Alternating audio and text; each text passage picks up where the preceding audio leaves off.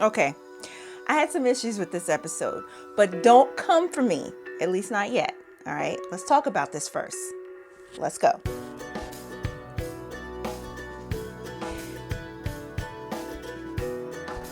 Hey guys, it's Marcia and welcome to Really Seriously For Real. I have no idea when I'm going to get this up. I know that I'm already late filming. This is like, what's today? Today is Wednesday. I am filming this on Wednesday, but in any case, my apologies. It's been a rough week. Let's talk about this episode. It wasn't my favorite of the season, but it had its good and it had its bad. This episode definitely revolved around Claire and Jamie. It was actually really nice the way it started out. You see Jamie arriving at the ridge. He was on the hillside overlooking the valley where their home is. It's just like, I'm home. It's been a long trip and I can't wait to see my honey bunny, right? So he gets there and, he says a little prayer over Claire. It was just beautiful. That part of it really touched me. And even just the two of them being able to kind of catch up, here's what you missed so far. Unfortunately, he had to kind of drop the little nuke there, like, oh, well, yeah, by the way, I got to turn around and get back out of here because Mr. Quick to Kill wants me to assemble some men and form a militia to go after the Regulators. So, Claire, she's like, well, guess what? I'm coming with you too. So they're giving us little tidbits of them preparing food or brick, just a little slice of their life. I love that. This part where Fergus, he meets up with Jamie. So then Jamie asks him to write something for him. And so then the camera follows Fergus inside the home. And it takes a fair chunk of time following Fergus into the home, looking for a piece of paper. Because we were following him inside, it felt like that moment was more important. As soon as they flipped it over and they had all these little scribblings on one side, I remember just shouting out like, oh my gosh, he's probably taken this piece of paper. It probably has something important that Claire wrote on there. And now he's going to take it. It's going to end up in town. It's going to just, I don't know, maybe something about the penicillin. It was very deliberate how much time that they spent with that, because now I kept thinking about that through most of the episode. And then it only was solidified when later on, Claire, she's telling Marcelly like, hey, I left some drawings of fungus and, I left that for you on the table. And I'm like, oh my goodness, this is gonna be bad. This is gonna be bad. Like if he had just went on into the house and we stayed out there with Jamie, maybe something else was going on with Jamie, and then Fergus comes out with a piece of paper. I mean, they could have done that too, but the fact that we had to follow him in there, to me, it was like, this is gonna be important. Anyway, he also brought back a letter. And we're not told immediately who that letter is from, but Jamie seemed to know exactly who it was from. He was expecting it. So then that was like the little mystery there.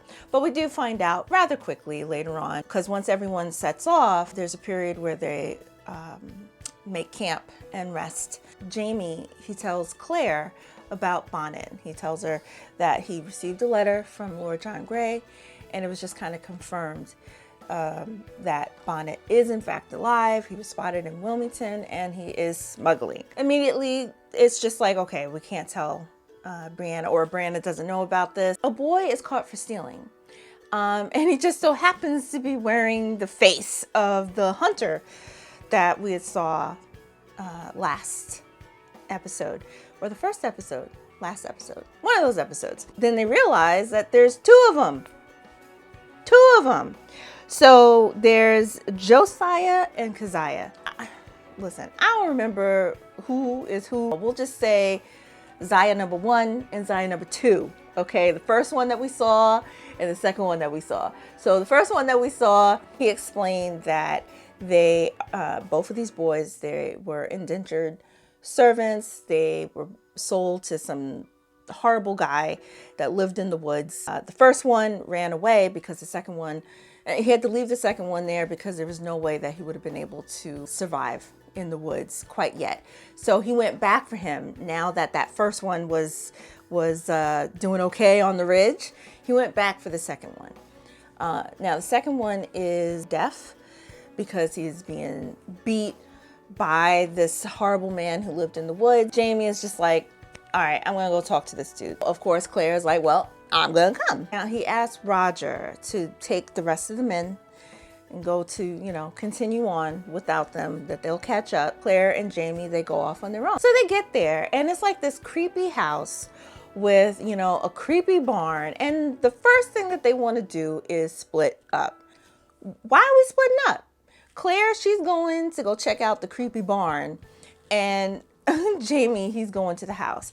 Now he's, you know, circling around the house and looking through windows, knocking on doors, and then all of a sudden, boo, you know, not really boo, but she might as well have said boo. This woman, she peeks her head in the window, freaks everybody out, and I'm like, oh boy. He goes around to the front door. Oh, where's Mr. Beardsley? This is the dude's name, right? She's like, well, he died already. You know, he died a long time ago. So Jane was like, oh, okay. So she's like, keep him. And she slams the door in his face. Me, I would have been like, let's go, Claire. Let's go. Sounds good to me. Thanks. No. They need the receipts. Okay. Claire, she comes up. Oh, everything's good. Nope, we need the receipts. Okay, so they start knocking on the door again. Lady, she answers the door like, what? Jamie, he's just like, listen, I need their papers, okay? This has got to be legal. It's got to be legit. So then she just like walks away, leaves the door open, and they follow her into the house. Wouldn't be me. Nope. Because now they're walking through the house. The house smells. There's like 1,000 things all over the place. I mean, it was like a hoarder's galore, I guess. Stay outside, but you got to go inside. She technically didn't invite you in. She just left. Just saying. So, in any case, like I said, they follow her inside. The place stinks. There's goats running around.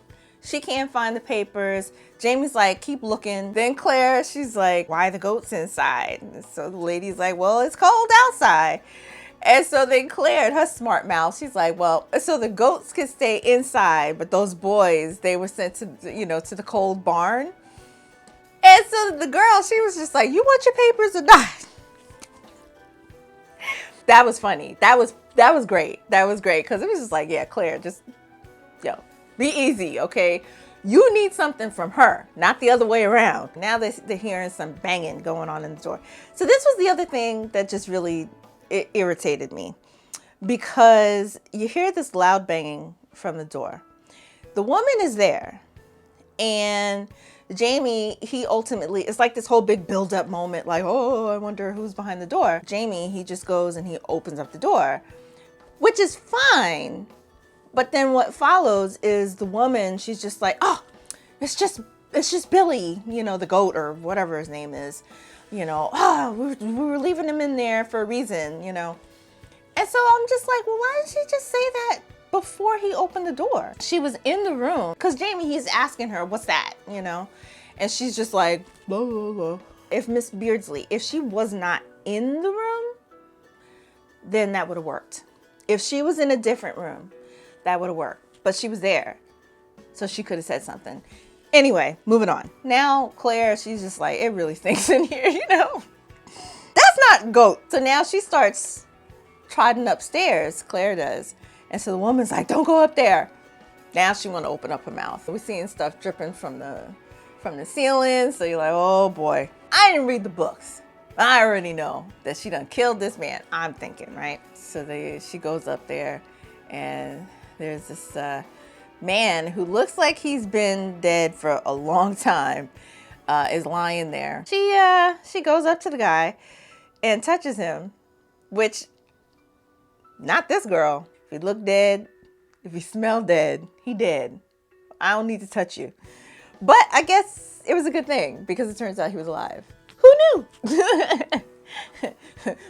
all the book readers are like, I knew.